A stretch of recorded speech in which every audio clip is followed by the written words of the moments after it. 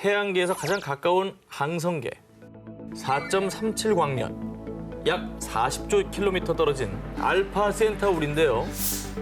현재 우주 기술로는 알파 센타우리에 가려면 수만 년이 소요가 되지만 브레이크스루 스타샷 프로젝트의 초소형 우주선, 우리 현실에서도 지구의 종말 위기에서 인류를 구원할 현실판 인터스텔라가 등장했습니다. 현실판 인터스텔라요? 아니 그렇게 새로운 행성을 찾는 게 가능한 거예요? 인류를 구원할 현실판 인터스텔라가 등장했습니다. 현실판 인터스텔라요? 아니 그렇게 새로운 행성을 찾는 게 가능한 거예요?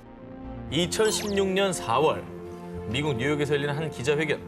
이 자리에 참석한 천재 물리학자 스티븐 호킹 박사는요. The limit that confronts us now is the great void between us and the stars. But now we can transcend it. With light beams, light sails, and the lightest spacecraft ever built, we can launch a mission to Alpha Centauri within a generation. 라며 이 프로젝트를 소개했습니다. 바로 브레이크스루 스타샷 프로젝트입니다. 미래에 인류가 지구를 떠나야 할 상황에 대비해 브레이크스루, 즉 돌파구를 찾기 위한 프로젝트인데요. 이거 진짜 놀라운 얘기인데. 그럼 이 프로젝트가 뭐 어떻게 진행이 되고 있는 거예요? 자, 브레이크스루 스타샷 프로젝트는요, 초소형 우주선 무려 약 1000개를 쏘아 올려서 우주를 탐사하겠다는 겁니다. 그리고 우주선이 우주 궤도에 다다르면 초소형 우주선의 돛이 확 펼쳐지는데요. 바로 이때 지구에서 강력한 레이저를 쏘아서 우주선에 가속을 붙여주는 것이죠. 뭐 아무래도 이제 탐사선, 우주선이 1000개나 되니까 여기서 뭔가 성과가 나오지 않을까 기대는 돼요. 네, 워낙 이 방대한 규모의 프로젝트라서. 그렇죠. 한 개라도 찾으면 좋긴 하겠다. 그러니까. 자, 그러면 이 초소형 우주선들의 목적지가 어디냐? 태양계에서 가장 가까운 항성계 4.37 광년, 약 40조 킬로미터 떨어진 알파 센타우리인데요. 현재 우주 기술로는 알파 센타우리에 가려면 수만 년이 소요가 되지만 브레이크스루 스타샷 프로젝트의 초소형 우주선은 말이죠. 2만 년도 아닌 약 30년 만에 무려 수천 배 이상 빠른 속도로 알파 센타우리에 도달할 거라고 전망됩니다. 아하. 그다음 이 수천 개의 초소형 우주선들은 알파 센타우리에 있는 행성을 조사한 뒤에 이 자료를 지구로 전송해 주는 것이죠. 왜냐? 제2의 지구를 찾기 위해서죠. 제2의 지구. 자, 과학자들은 미래를 예측해서 대비를 하는 사람들인데 이 프로젝트까지 추진을 하는 거 보면 정말 우리가 진짜 위기인가. 영화처럼 지구를 떠나는 일이 언제는 발생을 할 거다라고 예측하는 거 아니겠습니까? 그렇죠. 예. 정말 스티븐 호킹 박사의 예언처럼 정말 어쩔 수 없이 인류가 지구를 떠나야 할 날이 다가올지도 모르죠. 하지만 우린 답을 찾을 것이다. 늘 그랬듯이. 부디 인류를 구원할 해답을 찾을 수 있길 바랍니다. 최초로 민간 유인 우주 왕복선 발사에 성공한 우주 탐사 기업 스페이스비의 최고 경영자 일론 머스크는 이런 말을 했습니다. It's eventually history suggests there will be some doomsday event. The alternative is to become a spacefaring civilization and a multi-planet species, which I hope you would agree that is the right way to go. 자, 그 이유. 과학 전문가들에 따르면 지구의 인구는 점차 증가하고 있는데 인류의 생활에 꼭 필요한 에너지 자원인 화석 연료가 불과 50년 뒤면 고갈될 거라는 겁니다. 게다가 날로 심각해지는 극심한 환경 오염 역시 지구를 위협하고 있는데요. 한 예로 인도에서는 환경 오염 때문에 연간 약 230만 명이 기대 수명보다 일찍 사망한다고 합니다. 이야, 너무 어마어마한 양이네요. 정말 그 제2의 지구는 필요하긴 한 것 같습니다. 지금부터 만들어 놓지 않으면 뭐 당장 닥치고 나서 어떻게 하겠어요? 그렇습니다. 어쨌든 대안을 우리가 찾아야 되는 거니까요. 그렇죠. 그렇습니다. 지구인들이 숨 쉴 수 있는 제2의 지구 찾기 프로젝트는 지금 이 시간에도 계속되고 있는데요. 그래서 오늘은 지구인들을 구원할 제2의 지구 후보들을 준비해봤습니다. 먼저 첫 번째 후보는요. 2016년에 발견된 프록시마 B. 이 행성을 지구인들의 이주지 후보 1순위로 꼽은 이유는 지금까지 발견된 외계 행성 중 태양과 최단거리에 위치해 있다고 합니다. 굉장한 이점인 거죠. 그리고 무엇보다 단단한 암석으로 구성된 지표면에는 생명체의 필수 조건, 액체 상태에 물이 있을 가능성이 높다고 합니다. 그 이유는 행성의 모성인 프록시마 켄타우리가 태양보다 온도가 훨씬 낮고 빛도 1000배가량 약하기 때문이라는데요. 다행이다. 마실 물은 구할 수 있는 곳이라는 얘기가 정말 희망적으로 들려요. 그러니까 생명체가 존재하는 가능성도 그만큼 높을 거고 그렇죠. 물이 있다면 뭐가 있습니까? 당연히 산소도 기대를 할 수가 있는 거 아니겠습니까? 있죠. 네. 자, 그럼 이어서 두 번째 후보입니다. 역시 나사가 강력히 밀고 있는 후보인데요. 2018년 나사가 발견한 행성 케플러 1649c입니다. 자, 행성의 크기도 지구와 비슷한 1.06배. 사이즈 비슷하대. 비슷하죠. 어. 게다가 다른 행성들과 달리 태양으로부터 받는 빛이 지구와 비교했을 때 75% 정도 돼서요. 표면의 온도 역시 지구와 비슷할 것으로 추정된다고 합니다. 너무 뜨겁지도 않고 너무 춥지도 않고 적정한 것 같은데 지구 약간 쌍둥이 느낌 같은 느낌. 크기도 비슷하고. 네. 앞으로도 제2의 지구를 찾기 위한 우주 연구는 계속될 전망인데요. 지금 이 시간에도 우린 제2의 지구 찾기에 한 발짝 다가서고 있습니다. 2008년 9월 인류 사상 최대 규모의 입자 가속기인 대형 강입자 충돌기가 첫 가동을 시작. 마침내 태초의 비밀이 풀리나라며 전 세계 과학계에 관심이 초집중됐습니다.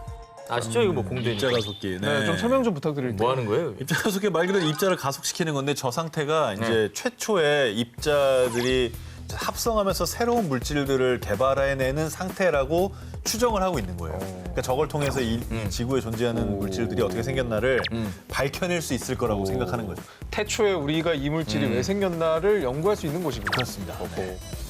근데 이게 이제 과학계에서는 왜 중요하냐? 이 실험을 통해서 우주 탄생의 순간인 빅뱅을 축소판으로 재현해 우주 생성 원리의 비밀을 파헤치는 겁니다. 그러니까 과학자들의 어떤 숙명의 과제 같은 그런 느낌인 거네요. 맞습니다. 유럽 입자 물리연구소는 80억 달러, 무려 약 8조 원이 투자된 이 거대 프로젝트를 위해서요. 2008년 스위스 제네바에서 지름 8km, 둘레 27km에 달하는 지상 최대 규모의 입자 가속기를 가동시켰고요. 결국 2012년에 입자 가속기를 통해서 모든 물질의 질량을 부여하고 사라졌다는 일명 신의 입자, 힉스 입자의 존재를 입증해냈습니다. 이야. 그래서 2012년도 최고의 과학 업적으로 꼽혔고요. 우주 탄생의 원리를 발견하는 데 있어 한 발짝 더 다가서는 계기가 됐다. 이런 평가를 받고 있습니다. 그런데 말입니다. 2008년 당시 이 입자 가속기의 가동을 앞두고 있을 때 일각에서는 입자 가속기는 지구의 멸망을 가져올 것이다라며 공포에 떨었습니다. 심지어 몇몇 과학자들은 입자 가속기의 가동을 막기 위한 소송까지 제기했었는데요.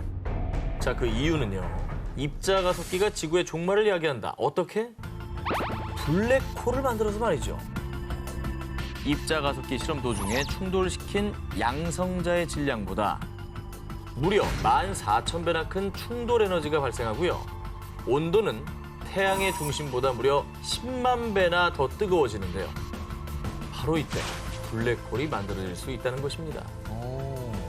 2018년에 그 영국의 저명한 우주학자이자 전 영국 왕립학회장인 마틴 리스경이 입자 가속기에 관한 최악의 시나리오를 공개했는데요. 만약에 입자 가속기 실험이 잘못된다면 이 지구가 지름 100m짜리 부채로 압축될 수 있습니다라고 발표했습니다. 상상이 가십니까? 100m. 아니 지구 생각하다 100m 얘기하니까 진짜 작게 느껴져요. 너무 작죠. 아니 블랙홀이라는 게 시간도 빨아들이고 빛도 빠져나갈 수 없는 곳이니까 무섭네요.